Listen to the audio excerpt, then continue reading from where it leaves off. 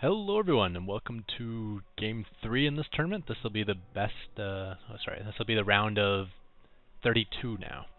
So I am the green Terran Ketroc spawning in the 12 o'clock position, and of course must be in the 6 o'clock, as this isn't normal Metalopolis. But we have Falco, the yellow Protoss. So we'll speed it up a touch. This tournament now, it's taking me so long to cast this, from so long ago I don't actually remember it, and I don't really care about it. But I said I would cast this, so I'm going to cast it. Protoss Scout is coming out, spawning the close position first, then you'll hit my base. Oh, I guess he doesn't really know how this map works. You don't have to scout the close position. It's always going to be 12 versus 6.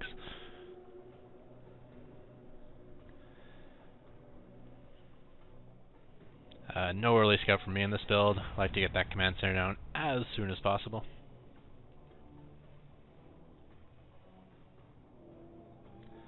So Falco is searching for that elusive barracks. Where did he put that thing? It's funny, whenever they run around my base like this, I'm always like worried about whether they're setting up a proxy pylon, like trying to hide one in the back of my base. But then I realize that's never their intention. They're just looking for that barracks. There you go. Now he sees it, and now he's heading home. He's got all the information he needs. And I guess I'm going to chase him the entire way.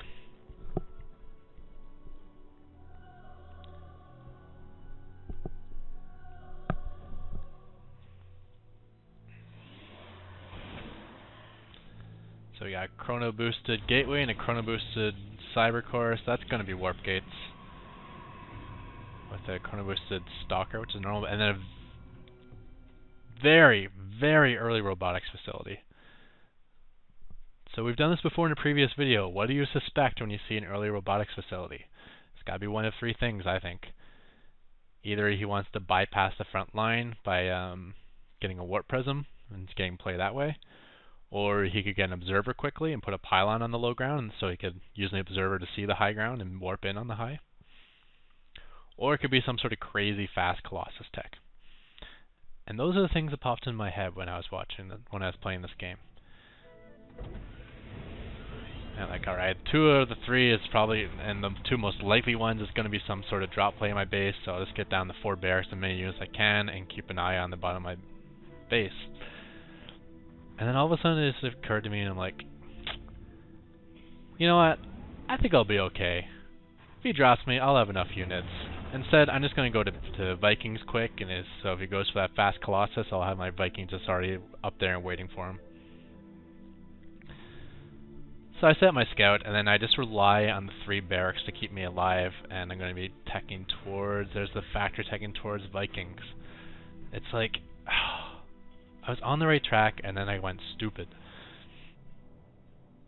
You know, like when you spin the wheel and Wheel of Fortune, and it's like on 5,000, and then it just goes click, one click further, and boom, you're on bankrupt. So like, that's basically what happened to me. All of a sudden, I was on the right track, and then I'm like, nah, let's see if I can preempt these Colossus. I'll be fine versus any sort of warp prism play. So yeah, it's going to be like 3 warp gates worth of units, then pumping out immortals, and then 1 immortal, then warp prism. 2 immortals, and then warp prism. So I guess he'll just kind of ferry in the immortals from the low ground, and then once he's done ferrying, he can warp in. I'm getting my unit count up from 3 barracks. I was still doing reactor back then. This is like obviously an older replay for me, so my build is a little bit messed up. It's not as crisp as it is now, and I don't do the naked barracks, which I find is much better. I use the observer and the stalkers to snipe the high ground. Here's my units. Just ferrying stuff in. I got more units coming out. But I got a lot of Marauders versus a lot of Immortals, which isn't good. Stim is nowhere near complete as usual, because Stim takes like 25 minutes to complete ever since that one patch. And it looks like I'm just kind of A-moving instead of focus firing the Immortals, which is not good. Look at the damage they do per shot. Almost killing an Immortal in a single shot. That's sick.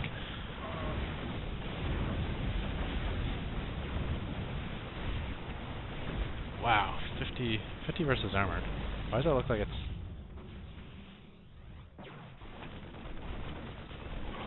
Well, the Immortals are down, but not good. And he's still got this warp prison set up, so he can keep warping in 3 after 3 after 3.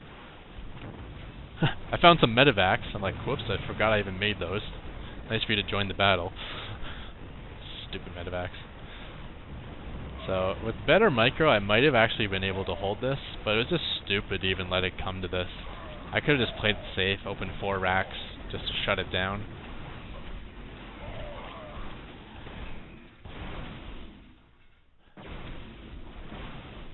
And now I've lost all my SCVs here, so I'm way behind even if I do shut this down, but wow, that's a lot of units. I got Stim.